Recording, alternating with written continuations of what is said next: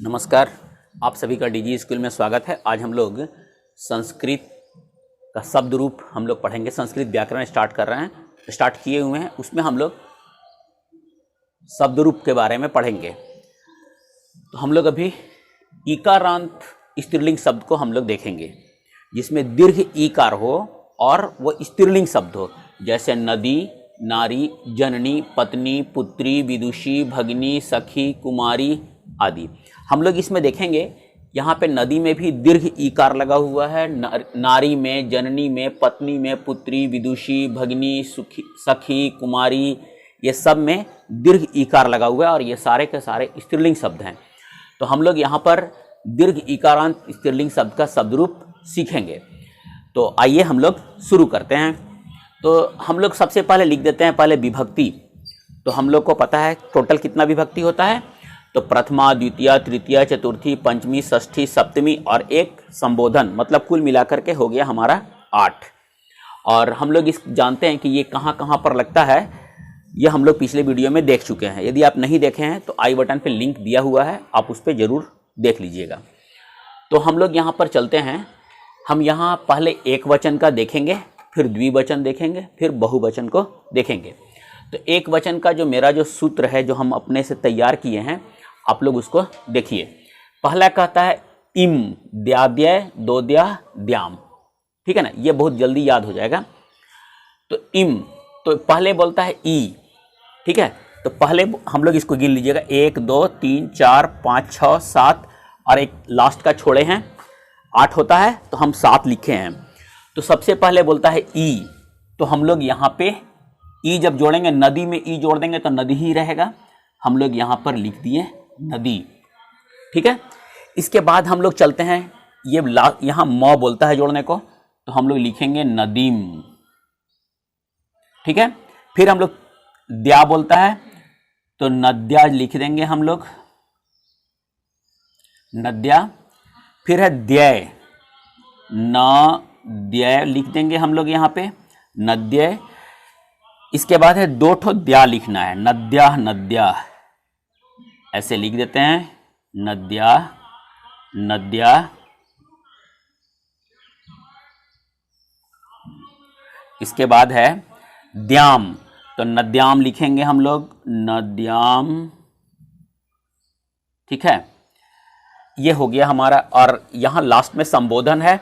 संबोधन में यही रहेगा, सिर्फ यहाँ पे हम लोग हे लगाते हैं और ये हर्षिकार लिखेंगे हम लोग, ह्रस्व इकार, हे नदी, और यहाँ पे विस्मयादि बोधक का चिन्ह लगेगा। तो हम लोग देखिए, सबसे पहले ई, तो ये लगा दिए नदी में, तो वो दीर्घिकार ही रहेगा। फिर म लगाएं, नदीम, फिर द्या लगा दिए, फिर द्यय लगा दिए, फिर 2 ठो द्या, द्या हो गया। इसके बाद द्याम हो गया, फिर हे नदी हो गया। तो देख लिया हम लोग कि नदी, नदीम, नद्या, नद्य, नद्या, नद्या, नद्याम, हे नदी। अब हम लोग द्विवचन में चलते हैं। पहले कहता है कि 2 ठो द्यो लगाना है, मतलब हम लोग यहाँ पर लिखेंगे नद्यो। ठीक है, फिर यहां भी नद्यो, ये हो गया 2 ठो द्यो। इसके बाद है भ्याम, नदी भ्याम, तो हम लोग इसको लिखेंगे नदी भ्याम, फिर नदी भ्याम, फिर तीन है, फिर नदी भ्याम, ये 3 तो मेरा हो गया। इसके बाद कहता है 2 ठो में द्यो लगाने को, तो लिखते हैं नद्यो, फिर नद्यो। ठीक है, अब संबोधन में सेम यही उतर जाएगा, सिर्फ हे लगेगा, हे नद्यो। ठीक है, अब हम लोग देखेंगे बहुवचन में चलते हैं। तो पहले कहता है द्यः, तो लिखेंगे नद्यः, नद्यः। फिर नदी, यहां हम लोग ये लिखा हुआ है ना, द्यः, दि, भी, दोभ्य, नामसु, तो द्यः, दि हो गया। अब भी, तो नदी भी लिखेंगे हम लोग, नदी भी। इसके बाद है दोभ्य, नदीभ्य, नदीभ्य, नदी भ्य, दो ठो हो गया ये। इसके बाद है नाम, तो नदी नाम लिख देंगे हम लोग, नदी नाम। फिर है सु, तो नदी शु लिखेंगे, नदी शु। इसके बाद हो गया यही उतरेगा, हे नद्य, सब में बीच में आदिबोधक रहेगा, हे नद्य। हम लोग इसको देख लिए। अब हम लोग यही सूत्र जो हम बनाए हैं ना, इसी पे हम लिखे हैं। पहले में ई लगा दिए तो नदी, फिर म लगा दिए, फिर द्या लगाए, फिर द्या लगाए, फिर दो ठो में द्या द्या, फिर द्याम लगा दिए हम लोग, तो नद्याम हो गया। द्विवचन में चलेंगे, दो ठो में द्यो द्यो है, तीन में तीन भ्याम, उसके बाद दो द्यो, और फिर यही उतर जाएगा। यहां पर सिर्फ हे लगेगा और बीच में आदि बोधक का चिन्ह लगेगा। फिर द्य दी, एक में भी दो भ्य, नाम, फिर सु, फिर द्य। ठीक है, तो हम लोग ये सूत्र जो हम लोग यहाँ पे जो लिखे हैं, इसको आप ध्यान में रखिएगा और कोशिश कीजिएगा कि ये आप भी बना लीजिएगा। इसमें कुछ भारी चीज है नहीं, आप इसको खाली लर्न कर लीजिएगा, ये लिखा जाएगा। तो हम लोग इसको पढ़ के देखते हैं। नदी नद्यो नद्य, नदीम नद्यो नदी, नद्या नदीभ्याम नदीभि, नद्य नदीभ्याम नदीभ्य, नद्या नदीभ्याम नदीभ्य, नद्या नद्यो नदीनाम, नद्याम नद्यो नदीषु, हे नदी, हे नद्यो, हे नद्य।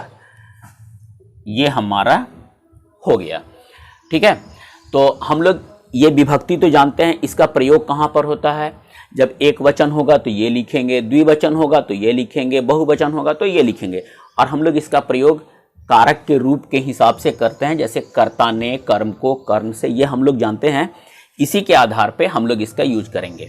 ठीक है, तो इस तरह से हम लोग ये इकारांत जितने भी स्त्रीलिंग शब्द होंगे हम लोग उसका यूज इसी तरह से करेंगे। अब जैसे मान लीजिए हमको नदी के बदला में नारी लिखना हो, तो नारी के लिए क्या करेंगे, लिखेंगे नारी, नाराव, नार्य।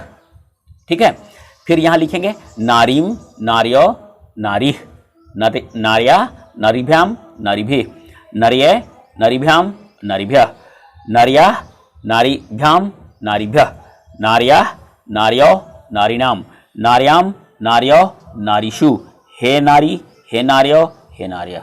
ठीक है, बस इतना ही काम करना है हम लोग को। ये जो है हम लोग यहाँ जो लिखे हैं, सेम इसी के आधार पे हम लोग ये सारे जो इकारांत, दीर्घ इकारांत स्त्रीलिंग शब्द हैं, हम लोग उसका शब्द रूप लिख लेंगे। अब हम लोग सर्वनाम शब्द का शब्द रूप देखेंगे। तो पहले हम लोग जान लेते हैं कि सर्वनाम होता क्या है। तो संज्ञा के स्थान पर प्रयुक्त होने वाले जो शब्द हैं उनको हम लोग बोलते हैं सर्वनाम। हम लोग सबको ही जानते हैं, जैसे राम संज्ञा है, वह सर्वनाम हो गया। उसी तरीक़ा से संस्कृत में भी सेम चीज होता है, जैसे तत्, यद, ये तत्, इदम, अस्मद, युष्मद, किम, सर्व, ये सारे के सारे ये सर्वनाम हैं। तो ये सर्वनाम में से ही हम लोग एक सर्वनाम पढ़ेंगे अभी, एतत्। एतत् का हम लोग शब्द रूप यहाँ पे सीखेंगे। तो ये एतत् का मतलब होता क्या है? एतत् का मतलब होता है यह। ठीक है, एतत् का मतलब यह तीनों लिंगों में पाया जाता है, तीनों लिंगों में इसका प्रयुक्त होता है, ये तीनों लिंगों में प्रयुक्त होता है। जैसे हम लोग देखेंगे, यह का स्त्रीलिंग भी होता है, पुल्लिंग भी होता है और नपुंसक लिंग, तीनों लिंग में हम लोग इसको प्रयोग करते हैं।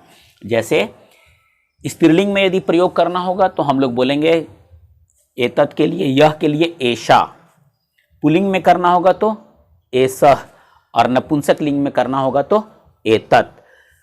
क्लियर है कि एतत् का हिंदी मीनिंग, हिंदी अर्थ यह होता है और यह तीनों लिंगों में प्रयुक्त किया जाता है, स्त्रीलिंग, पुल्लिंग, नपुंसक लिंग। स्त्रीलिंग, एतत् का स्त्रीलिंग होता है एषा, पुल्लिंग होता है एषः और नपुंसक लिंग होता है एतत्। हम लोग अभी पढ़ेंगे यहाँ पे पुल्लिंग। ठीक है, इसका पुल्लिंग का शब्द रूप हम लोग अभी सीखते हैं। आइए हम लोग शुरू करते हैं इसको। हम लोग पहले यहाँ एक बात और जान लेते हैं कि सर्वनाम शब्द का में संबोधन जो हम लोग लिखते हैं ना, बाकी में तो सर्वनाम शब्द में संबोधन का उपयोग नहीं होता है ना। वहाँ हम लोग हे वह नहीं बोलते हैं, या हे वे दोनों नहीं बोलते हैं, इसलिए संबोधन का उपयोग हम लोग नहीं करते हैं। तो यहाँ पर हम लोग को विभक्ति में मात्र सप्तमी विभक्ति तक ही पढ़ना है। तो हम फिर वही अपना जो पुराना जो मेरा जो ट्रिक है उसके हिसाब से ही हम लोग काम करेंगे। तो सबसे पहले हम लोग ट्रिक पे चर्चा करते हैं। तो एक वचन में देखेंगे शहमेन अस्मय अस्मातस्य अस्मिन, ये हम लोग याद रखेंगे, शहमेन। तो सबसे पहले हम लोग यहाँ पर देखेंगे ये एतत् पुल्लिंग शब्द है, माने एतत् नपुंसकलिंग होता है, लेकिन हम लोग यहाँ पर इसी का पुल्लिंग शब्द का हम लोग देख रहे हैं। तो हम लोग क्या करेंगे ना, इसमें पहले ए लगाएंगे सब में। तो हम जैसे पहला वाला लिखेंगे ए, इसको ध्यान रखना है, ए सब में लगाना है। तो ए शह, ठीक है। इसके बाद है मेन, है ना। तो हम लोग क्या करेंगे, तो एतम, ए तम, यहां पर है सह मेन। तो हम यहां पे ना इसको लिखे हैं, इसको याद करने के तरीका से कि सह मेन, तो म लगाएंगे यहां पर और एन लगा देंगे अगला वाला में। तो एतम, इसके बाद एतेन लिखेंगे हम लोग ऐसे, ठीक है। एतेन, शह म एन, सह म एन, तो सह मेन हो गया। इसके बाद है अश्मय, तो ए तस्मय करेंगे हम लोग, ए तस्मय। एत हम लोग सब में लगाएंगे, सिर्फ पहला वाला को छोड़ करके बाकी सब में हम लोग एत का प्रयोग करेंगे। तो ए तस्मय। इसके बाद है अस्मात, तो ए तस्मात लिखेंगे हम लोग, ए तस्मात, ए तस्य, ठीक है। इसके बाद ए तस्मिन,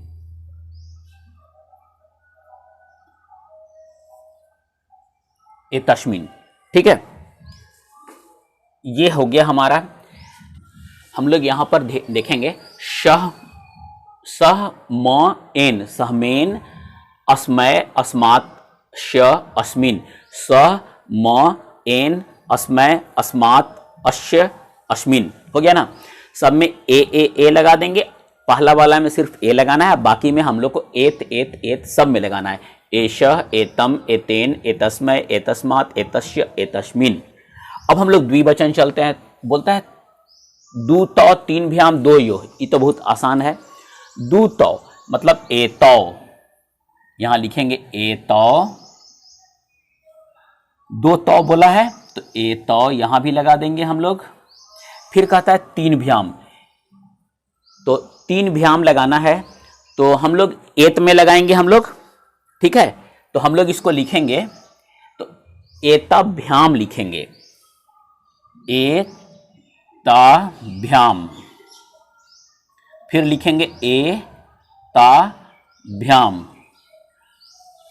तीन ठो है एताभ्याम। ये बहुत आसान है ये, और हमारा ये जो ट्रिक है, इस ट्रिक से आप बहुत आसानी से याद हो जाएगा। तो एताभ्याम हो गया। इसके बाद है दो यो, तो लिखेंगे एतयो, एतयो, यहां लिखेंगे ए त यो, ए त, और ये यो हो गया द्विवचन भी। इसके बाद हम लोग देखते हैं बहुवचन में चलते हैं। सबसे पहला कहता है ते तान तय, ते, तो लिखेंगे एते, और इसको ये पहला वाला तो हम लोग ऐसे भी याद कर लेंगे, सह तौ ते होता है, देखिएगा शह तौ ते, ठीक है। तो ते लिख दिए। अब उसके बाद कहता है तान, तो ए तान लिखेंगे हम लोग, ए तान। तो हम लोग यहां पे लिखे एतान, एते, एतान। फिर है तय, एतय। इसके बाद है दो ठो भ्य लिखना है, तो एतभ्य, एतभ्य। फिर एतभ्य, एतभ्य लिखेंगे हम लोग, तो एतेभ्य कर देते हैं, एतेभ्य हो गया दो भ्य। फिर शाम, फिर सु, तो एते शाम, एत शाम, ठीक है, ये गलती नहीं होगी। एतेषाम और फिर एतशु,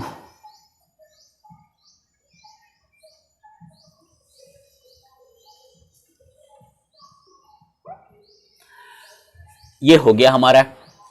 अब हम लोग यहां पर इसको देख लें, ये जो सूत्र था इसी से हम काम किए। पहला श, फिर म, फिर एन, तो देखिए श म एन, अस्मय, फिर अस्मात्, फिर श, फिर अस्मिन, फिर यहाँ पे एतो एतो, भ्याम भ्याम भ्याम 3 ठो में, फिर 2 ठो में यो, फिर बहुवचन में चलेंगे ते, फिर तान तय, ते तान तय, 2 भ्य लगा दिए हम लोग, फिर शाम, फिर शु। तो हम लोग इसको पढ़ के देखते हैं। एसह एतो एते, एतम एतो एतान, एतेन एताभ्याम एतय, एतस्मै एताभ्याम एतेभ्य, एतस्मात् एताभ्याम एतेभ्य, एतस्य एतयोः एतेषाम, एतस्मिन् एतयोः एतसु। और ये इसका हिंदी मीनिंग हो गया यह। ठीक है, तो हम लोग इसको देख लिए। शायद ये आपको अच्छा लगा हो तो प्लीज़ लाइक और शेयर जरूर कीजिएगा, और पूरा वीडियो देखने के लिए बहुत बहुत धन्यवाद।